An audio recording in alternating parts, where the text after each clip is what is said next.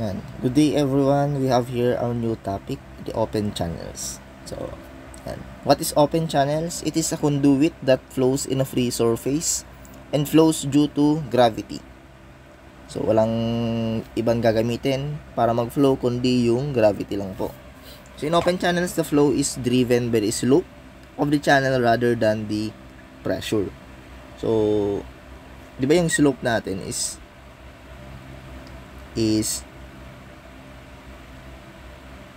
yung parang slope nga. Kunyari ito. So, yung flow natin is dapat naki-slope daw siya.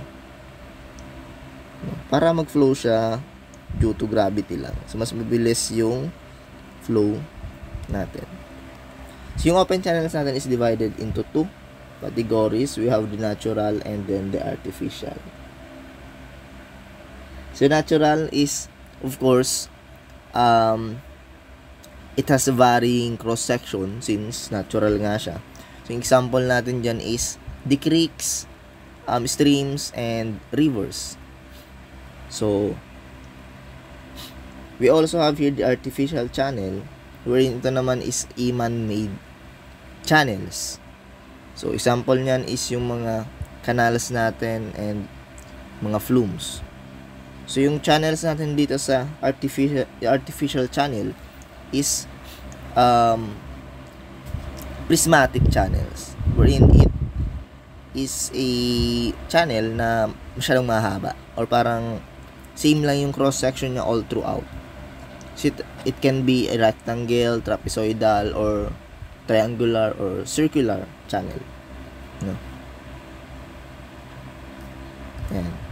So, artificial channel, we have here different forms of channel section in artificial channels. So, first, we have the trapezoidal. So, bakit tinawag trapezoidal? So, naka-base na lang yung cross-section niya sa shape niya. So, we have trapezoidal, trapezoid in shape, the rectangular, triangular, circular, and the parabolic. So, of course, you have here the geometric properties of each cross-section. First, the area, wherein the area is the cross-sectional area of flow. Of flow po ha, normal to direction of flow.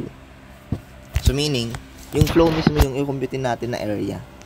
So, mas madali po kung yung ma-solve nating area is naka cross-section din, no? So, parang yung area nyo is naka ganito din. Of course, yung tubig niyan is naka rectangular din, no? So, mas madali mag-solve ng mga properties. Okay. So, for rectangular, we have base times the depth of the water. So, ito. Base, palitan natin ng kulay. Base, and then the depth of the fluid. For the triangular, we have 1/2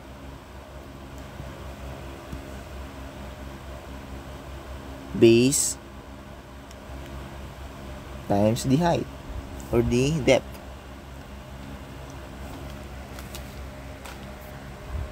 Okay?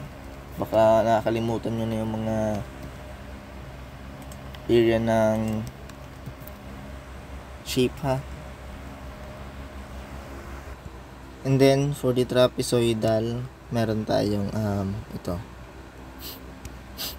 Pero pwede nating hatiin into 3 parts. Meron tayong rectangle, and then dalawang triangle. So, pwede tayong gamitin BD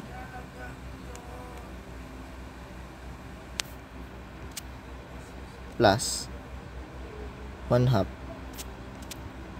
E times D times 2. Dito na tayo mag-base. Or dito sa triangle, ito, naka-ED pala siya, no? E, tapos D. So, pwede natin gawin itong triangular. It is also equal to 1/2. Ito munang isa. E times D. Tapos dalawa yan. D times 2. Or just ED. No? And for the semicircular, kalahati lang ng diameter. I mean ng area. So pi over 4 D squared divided by or times 1/2. Or magiging pi over 8 D squared. Or in radius form, we have pi over 2 R squared. Area lang, no? Kaya na bahala niyan. Next, we have the wetted perimeter.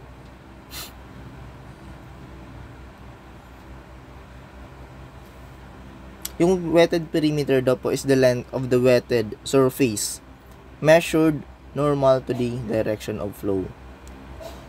So, for example, sa rectangular, so meron kayong area na BD, B times D. So, yung wetted perimeter niyan, ito yung nababasa, no? Ito, and then ito. Nababasa yan. Tapos, ito hindi na yan, no? Kasi yan na yung surface. Yun lang wetted surface. Yung nababasang surface. Ito na lang tatlong line, no? So, ibig sabihin, meron kayong D plus D, 2D plus B. So, we have 2D plus B.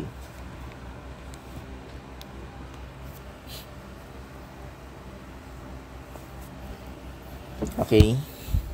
So, for the triangular, ipalitan natin ng ED na lang ilagay natin, no? From the previous slides. So, we have the wetted perimeter na. Sabihin natin ito yung S. So, yung wetted perimeter niya is ito lang po, no? So, dalawang S. And for trapezoidal, ito din yung S, slope. So, we can say that meron tayong dalawang slope. Tapos, isang base. We have 2S plus B. Or, ito is BD plus ED.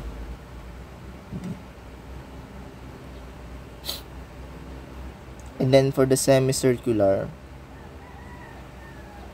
so, paano natin makukuha yung semicircular?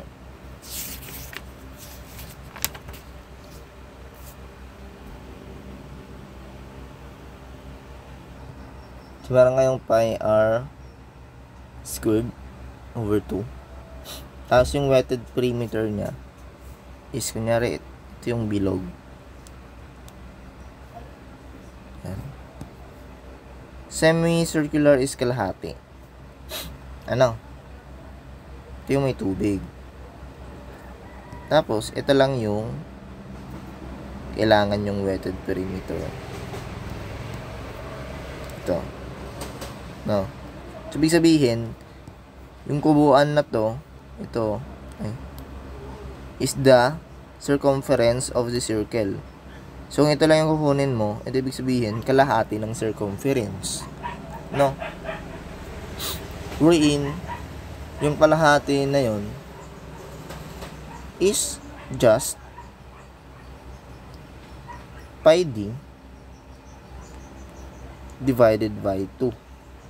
Ano? Or 2 pi r divided by 2. 2 pi r divided by 2. Or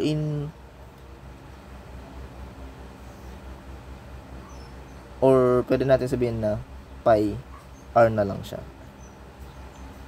Okay.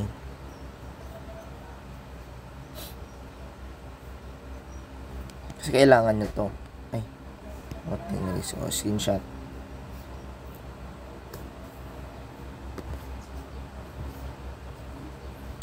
So next we have the radius or the hydraulic radius. It is the ratio of area to the wetted perimeter. So ilagay lang natin yung mga area dito. ED. BD plus ED. and then pi r squared over 2, then pi r. So, kung baga, yung hydraulic radius daw po is equivalent to the area. For example, sa rectangular, we have BD. It is divided by the wetted perimeter 2D plus B. Ganon lang. So, next, we have the cheesy formula. This is the head loss between any two points in the channel. Wherein yung S natin is the slope of the energy grade line and then the length or the L. Wherein yung C natin is equivalent to square root of HG 8G all over F. Ito yung para sa head loss. Ito naman yung para sa velocity. Wherein meron tayong C or the coefficient square root of RS, R hydraulic radius, and then S is the slope of the energy grade line. For the Q, of course, kung ito yung V, ang Q natin is equal to AV. Kung meron tayong V na formula na C square root of RS, just need to input the value of area, makakompute tayo ng ng Q. Okay. We also have here the Carter and Ganglier formula. Napakahaba niyan, so yan. So, uluhin nyo na lang.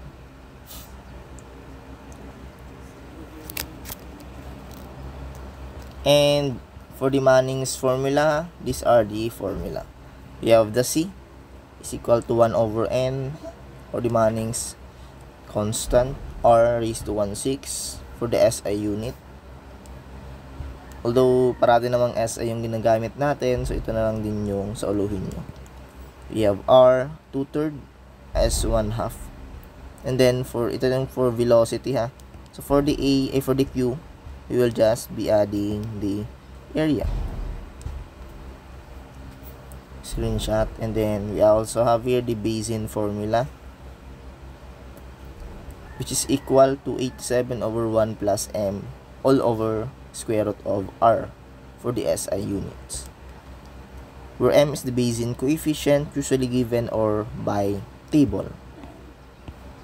And then lastly,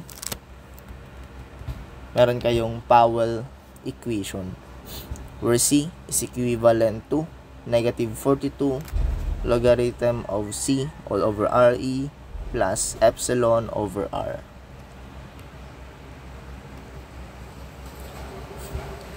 Ayun na. So mostly, yung ginagamit natin dito, gagamitin natin mostly na equation is this Manning's formula.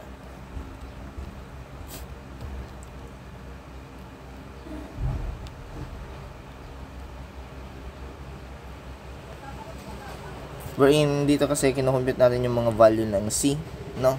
Ito sa Bayesian, tapos Powell,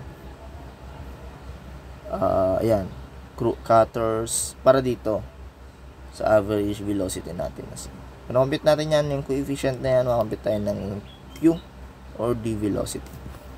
And also dito kasi sa Manning's direkta na yung formula, I mean yung equation. So pwede na kayo makakompute kaagad ng value of velocity with just the given R or the hydraulic radius and then the slope. And then may given naman na Manning's formula. I mean equation, I mean coefficient. So, kaya nyo na yung ma-solve, no? So, ayan. Example tayo para, ayan. Ay, may sulat na pala ito. Takpan na muna natin. Ayan. We have here a rectangular flume of smooth hood. Meron tayong binigay na N or the Manning's coefficient, or in gagamitin na natin is the Manning's formula. It has a slope of 1 meter per kilometer. So, paano yung slope niyan? We just need to divide this 1 meter into the 1 kilometer. So, parang ganito kasi yan. Meron daw tayong slope, kumbaga, and every 1 kilometer, meron kayong value ng 1 meter. So, kukunin natin yung, tabi na. You'll just need to get the value of this slope. So, to do that, you just need to divide 1 over 1,000. So, yung slope natin is just equivalent to 0.001. No. Anyways, the width of the depth of the first flume is 4 meters and 2 meters, respectively. While that of the second flume, the width and the depth are 2 meters and 4 meters, respectively. Parang ulit-ulit. Tapos naka-fit pa siya dito. Ulit na yan, double check ko lang. So ito is meter and then meter to. Mali lang yung figure natin. Compute the labor ratio for the first flume and second flume. So dito, compute natin yung Q in the first flume, and then for number 2, flow ratio of the first flume to the second flume. Anong ibig sabihin? So, i-ratio lang natin. The ratio of Q1 over Q2. And then lastly, the lumber ratio of the flume 1 to second flume. Wherein yung lumber ratio natin is mag-base siya sa perimeter. Kasi as you can see, ito yung lumber natin. 1, 2, 3. So, ibig sabihin, ito yung gagamitin nating lumber. Tatlong part, no? Yan. For lumber, for letter A, flow capacity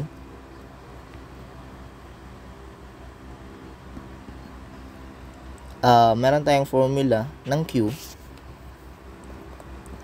based from Manning's formula na recall natin ito for the SI units. Q is equal to A R raised to 2/3 S raised to 1/2 all over the value of N.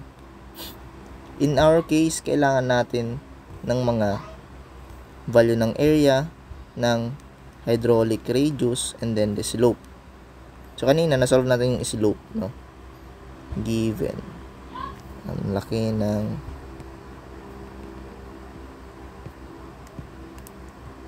given. So, yung S natin is equal to 0.001. We have the area, which is equivalent to 4 times 2. Kasi yung width natin is 4 meters and then yung depth is 2 meters. So we have 8 meters. And then for the perimeter or the wetted perimeter, meron tayong dalawang 2 and then isang 4. 2 times 2 plus 4, we have 8 meters.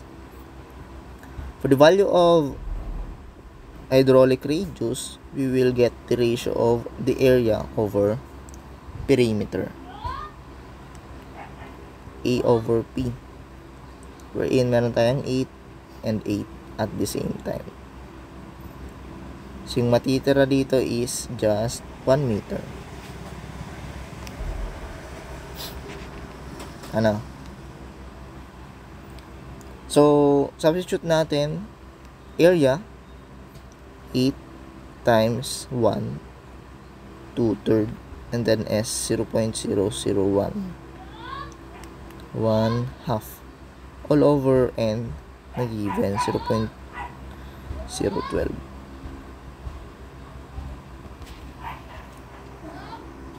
For the Q1, it is equivalent to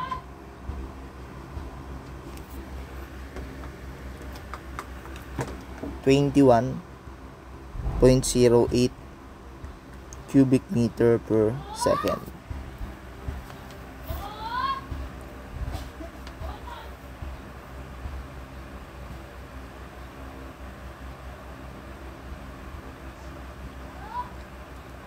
Okay na. Ito yung final answer sa number 1. Sa letter A pala. And for letter B, kasya pa daw. B, dito. For letter B, dito na lang. Ayan. Ay, may solution na. Ito. For letter B, this is the section. Meron tayong, sabi dito, second flume has the width of 2 meters and the depth of 4 meters. Ito yung 2 meters and then ito yung 4 meters. So, we will just get the value of Q. Q2. We have the same formula, AR 2/3 S 1/2 N. And for the area, we have 4 times 2, 8 meters. And for the wetted perimeter, we have dalawang 4. Ito, 4 meters, and then 4 meters, and then 2 meters.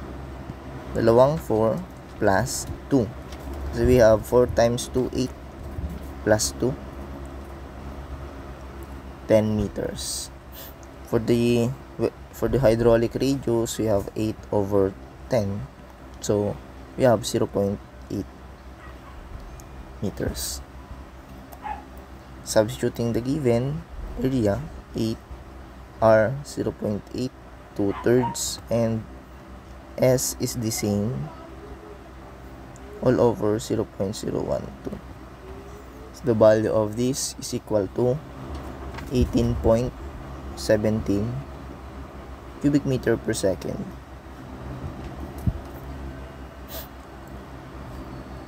Wherein yung hinahanap sa atin is the flow ratio Q1 all over Q2.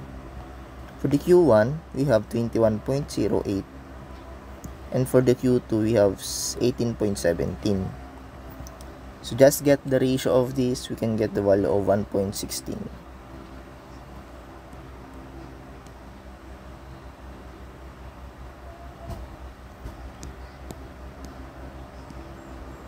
And lastly, we have the lumber ratio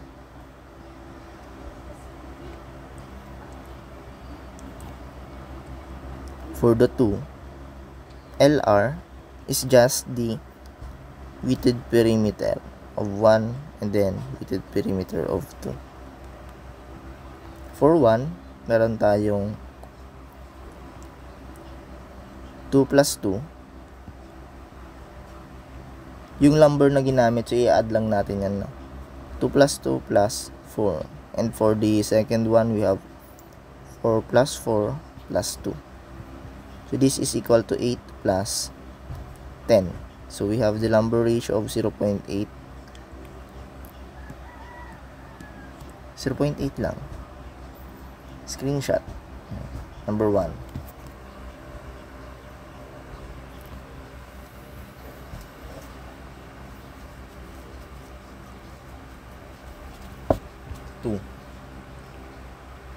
A, B, and C.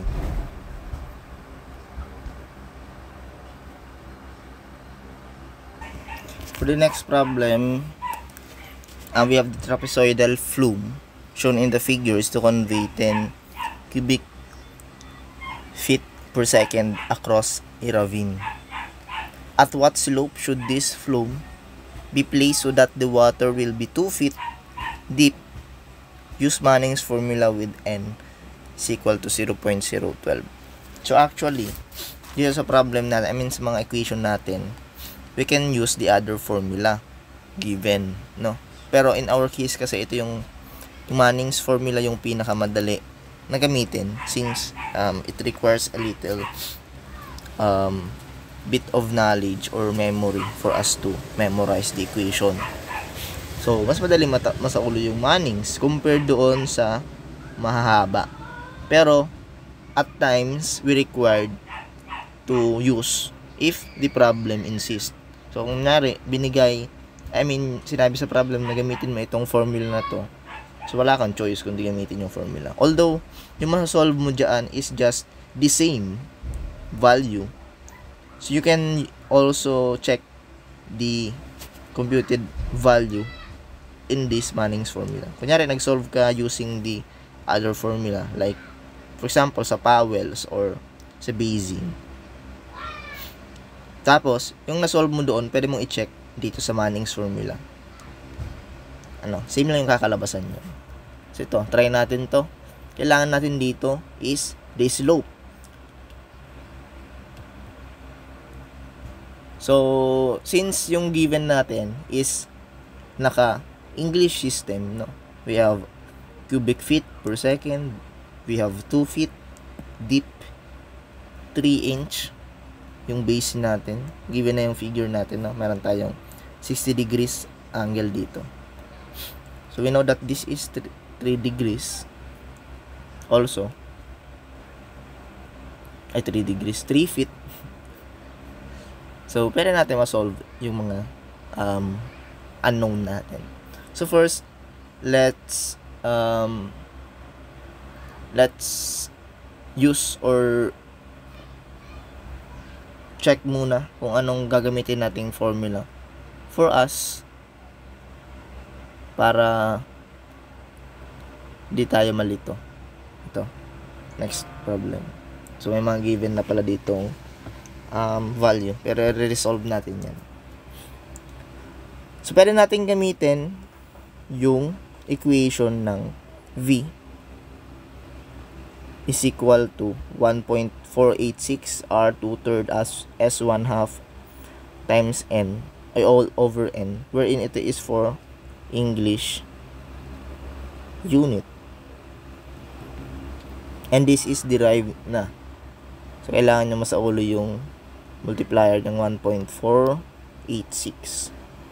And then, for the discharge, just the same, QAV. First, kailangan nyo muna makompute yung V. Kasi may given kayong Q natin. Cubic feet per second times A times B. So, of course, kailangan nyo yung A. First, kailangan natin ma-solve yung value nitong x na to. Since may nakalagay na, hindi ko na na-check. Pero kailangan natin i-solve yan. Kasi dito, hindi yung given. Dito sa figure natin, ito yung original figure. So, walang given ditong x. So, to solve that, just isolate this figure. So, isolate natin dito. Ayan. Ito binaliktad ko lang, ha. Dati siyang ganito. Bala, ito yung 2 inch, 2 feet. And then, dito, ito naman yung 2 feet. Tapos, nandito yung 60. And then, dito naman, nandito yung 60. Okay? Ginanyan ko lang. Nirotate ko lang. So, kung ito is 60, ito naman is 60. Right? Wherein, dito sa figure natin, ito yung 60. Nakukuha. Kailangan nating isolve itong x na to. To do that, just use the SOHCAHTOA. So, we have tangent 60 degrees is equal to opposite over adjacent. TOA. Opposite over adjacent. Meron tayong 2 feet all over adjacent na x. So, you just need to simplify 2 feet all over tangent 60. In your calculator, we can get the value of 1.155 feet. It is just the same, so parehas nyo na lang ilagay. Okay. So, to solve for the area,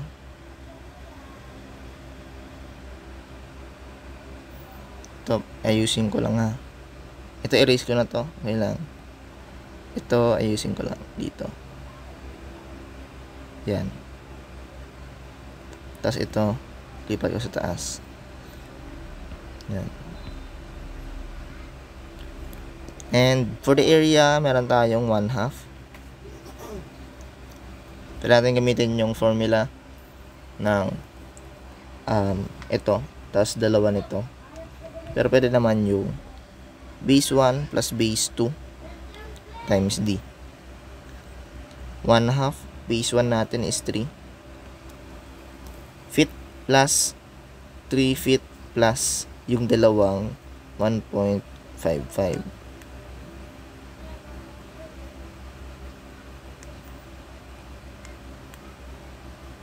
Times the depth na 2 feet.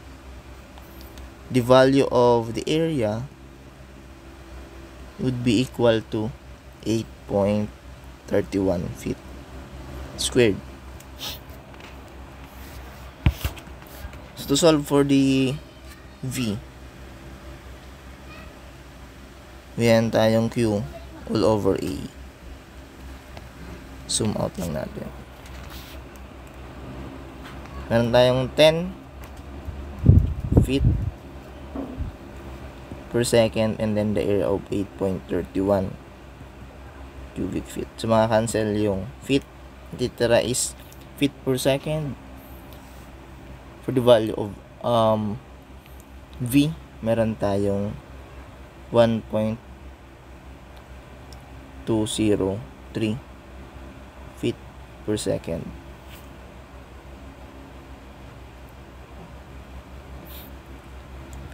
So, ano bang kulang natin? Meron tayong V. May R na ba tayo? Wala pa. For R, meron tayong area. Meron na tayong area. And then, we don't have the value of P or the wetted perimeter. The wetted perimeter here is the wetted surface. Ito yung surface natin. And then, ito. Bali, kailangan natin ng value nitong S na to. We're in dito, nakabigay na. Pero i-solve natin. Ulit, you can use Pythagorean theorem. 2 squared plus 1.155 squared. Or just sukat o. So, pwede naman, solve tayo ng S. S squared would be 2 squared plus 1.155 squared. S natin, pag compute nyan, square root nyo lang ha. Yan, ganyan. Pangit. Ayusin ko lang. 2 squared plus 1.155 squared. Yung S natin would be 2.309 yan. Wala naman ibang answer. Yun na yan. Okay. So this, direkta na natin. Ay, hindi. Mamaya na lang. S ay P na muna. For P, meron tayong dalawang S plus yung base. When yung S natin is 2.309 plus base na 3 feet. So it is equal to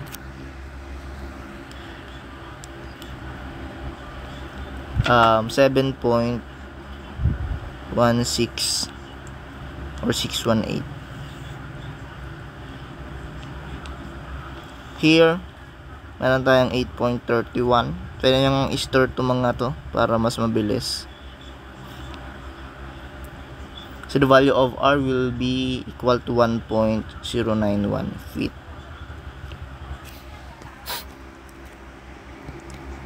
So meron na kayong mga to. Area, V, R, and for the value of N, 0.012.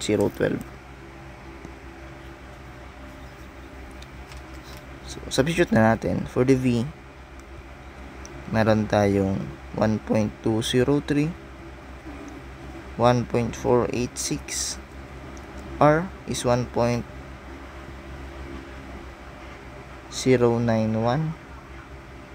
2/3, and then the S is unknown, all over 0.0112.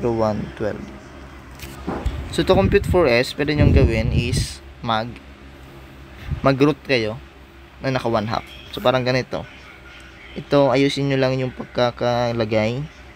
So pwede nyong gawin is S equal to square root of 1/2. I mean, 1/2 root. Tapos, 1.203 times 0.012 all over 1.486 times 1.091 2/3. The value of S will be equal to 0.0000084. Final answer. Ayan. Ayan.